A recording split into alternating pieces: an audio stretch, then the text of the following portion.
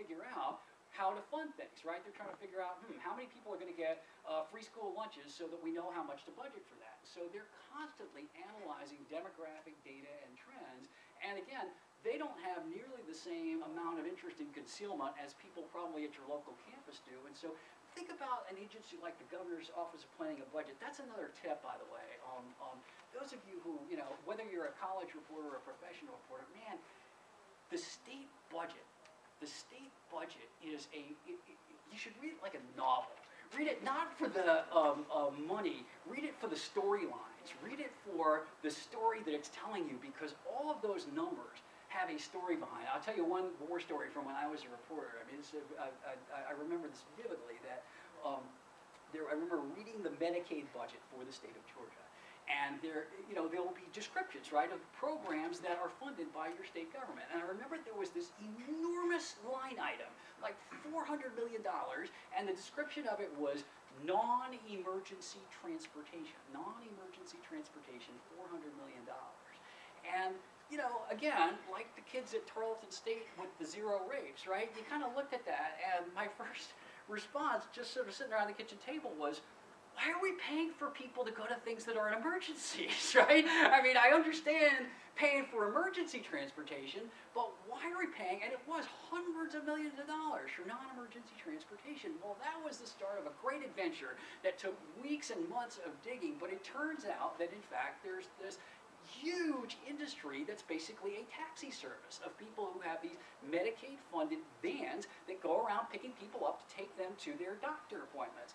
And they charge vastly more than taxi companies because they can. Because Medicaid is used to paying lots of large bills, and Medicaid didn't bother sort of granularly auditing whether, a 2-mile trip to the doctor was worth $100 or not. And so they just frickin' pay the thing. And that's how we got the $400 million, is by Medicaid paying $100 for taxi rides here and there.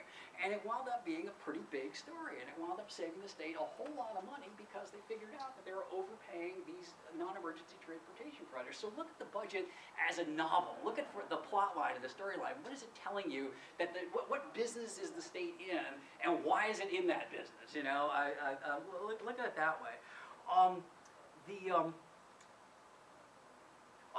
I don't want to leave without this. Who has seen an IRS Form 990? Who has seen an IRS Form 990? Okay, everybody's got to see this. Everybody's got to see this. Let me see if I can get GuideStar. I may have been kicked off the web here. GuideStar.org. GuideStar.org. Learn to use this. If you're at a college or a university, but even if you're not, GuideStar is a repository of information about nonprofit organizations, mine included. You want to know how much money I make? It's there. It's in GuideStar. I'm not going to show you, but GuideStar.org. Basically, anybody who is a public entity, right? They have to show you their budget. A public entity has to show you their budget, but a private entity doesn't have to show you their budget, but they have to file an IRS Form 990 report every year, just like you and I file our tax return. And this IRS Form 990 is very revealing. It can show you a kind of a financial snapshot of what is going on inside of this institution that would otherwise be impenetrable to you because it's private, right? So if you're at, Harvard, and Harvard is exempt from the Massachusetts Public Records Act because it is private, but they have to file an IRS Form 990. And so that's why people know how much the president of Harvard makes. Not because he likes to tell people that, because they have to tell people that. It's in their IRS Form 990. We had a paper down in Georgia, did a story a couple of years ago about how they literally got the IRS Form 990s for their local art school. They have a school called the Savannah College of Art and Design down there, a local art school, private school, nonprofit, so it didn't have to obey the Georgia Public Records Act. And they looked up the salary of the president of the Savannah College of Art and Design, and then they looked up comparator universities around the country. And it turns out that, in that year anyway, the president of Harvard University, no surprise, was the highest paid college president in the United States of America. And the second highest paid college president in the United States of America was the president of Savannah College of Art and Design. It was like, one of these things is not like the other, as they say on Sesame Street. And so they had, a really good old time with that story because, come on, how do you justify being the president of a Savannah art school that makes almost as much money, more money than the president of Yale? So let's see here. Am I logged into this? What you will find in IRS Form 990, in addition to the um, uh, um, the um,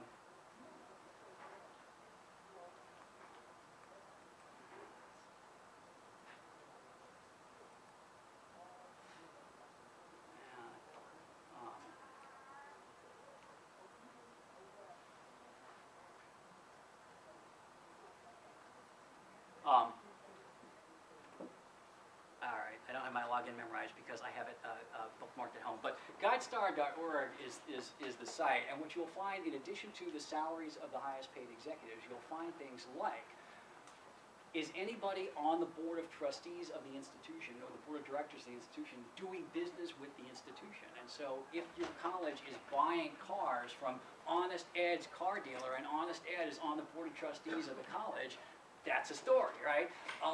I did this at a college workshop once, and we were just screwing around, and I said, you know, give me a name of a school, Indiana University. We looked up Indiana University. Now, Indiana University is a public institution, but every school has got some kind of a nonprofit arm or an affiliate, right? Athletic association, teaching hospital, foundation. So we looked up the foundation for Indiana University just for grins, and it turns out that Indiana University, in the year that we looked at it, had a guy on the payroll of the university foundation who was making $220,000, and when you read his job description, the job description was airplane mechanic. $220,000 on the foundation payroll for an airplane mechanic. And so what does that tell you, right? That tells you that that foundation's got a lot of airplanes, and they break.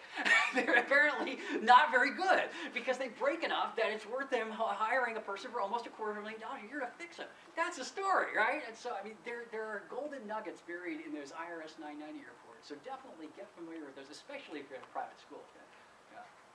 We just ran into an issue over at our school. I go to UNLV in Las Vegas. There's this, they said they're nonprofit, but they're actually not registered as a nonprofit. They're called Tobacco Free UNLV. And we want to do a story basically about what they're spending their $450 grant from the government. The health, health departments just provided them about $500,000, $450,000 actually, exactly. That had to be used to help cessation program, create a cessation program. Yeah. And we've been asking for their budget, and they said that because they consider themselves to be a private and do not have to give us any information of that extent. And what is their relationship with UNLV? Basically, they are all like with the Department of Nursing, but the actual organization is just like a combo of the health district and the nursing school. Like they're both working in part to use the money. Yeah. Okay. Couple of things. I mean, number one, I would go upstream to the person that gave the grant, right? Because the person that gave the grant sounds like is a government agency, right? Is that right? Like the health department? I would go to the person that gave the grant, and I would say, what financial information do you require before you will issue somebody this check? Because as someone who applies for grants, I can tell you, I have to give like my audited financial statements to anybody that's going to give me that kind of money. And so they ought to have the audited financial statements for that entity before they cut them a $450,000 check. And if they have it, if a government agency has that document, that's a public record. And so that's my number one stop, is I would go to the agency that gave them the check, and I would say, what information did you require of this entity before you cut them the check, and can I see it? I want to see it. And then the other thing is, I mean, it just seems like these guys are going to pick what side they're on. They're either a public agency, in which case they're subject to the Public Records Act, or they're a nonprofit corporation, in which case they got to file that return. And if they're not doing either one, I would call up your Secretary of State's office, which regulates nonprofit corporations in Nevada, and I would say, what do you do to people who run nonprofit organizations that don't file forms, right? And you know, I mean, they got to be one or the other. They got to be fish or fowl. Sir, I think you had a point to add on that. Yeah. Using GuideStar information, you can use simple regression by regressing the salary on gross revenue. And in many industries, you'll find a very good relationship. And if you find an outlier, you got a case.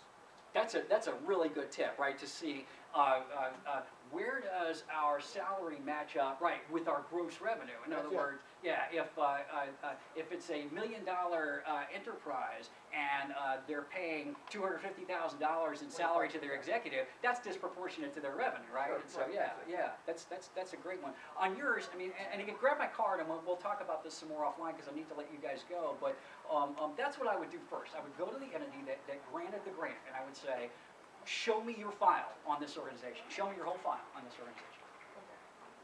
Frank, One more, yeah. is there anything that governs how much an agency can charge you for answering your request? Oh, yes. You know, every state law is different this way, and there are two main patterns. There's either going to be an actual hard cap. There's going to be a hard cap that says something like 25 cents a page, or there's going to be like a mushier language that will say, you know, not to exceed the actual costs of the search and the duplication. And so if you're lucky and you're in a hard cap state, then the answer is you can just refer to the statute and say, look, you're only allowed to charge me 25 cents. It is not uncommon, unfortunately, for states to be able to charge you for the search. And that's where the meter can really start running. The only advice I can give you on that is push back if two things. One, if they charge you for a really expensive person. They're not supposed to be able to charge you for a really expensive person to do the search. They're only supposed to charge you for like a clerical person. So if they're saying, oh, the University General Counsel did this search at $250 an hour, his secretary does the search and you pay her $25 an hour or whatever. You don't pay his fee. The other thing is you absolutely should never pay the cost of them redacting information. There's a number of court cases that have said that, you know, the cost of them going through and deciding what to withhold is on them and not on you because, you know, you're entitled to the stuff. I mean, that would be, you know, pretty tough beans, right, to say to you, not only are we only going to give you half of what you wanted, but you're going to pay for the time we spent taking out the half that you really wanted. And so the courts have said to them, nah, you know, you can charge the retrieval time maybe, but not the redaction time. So don't pay for that either. I mean, a public records request, think of it like buying a car, you know. You're only a sucker pays a sticker price, right? I mean, you start with the sticker price and haggle down from there. If you get that $3,000, start haggling, you know. Figure out what you can, you know, I don't want the floor mats, I don't want the undercoating, I just want to pay for the car, you know. And sometimes you can get them down substantially. Guys, thank you so much. We've covered a lot of ground. Thanks for sticking with me.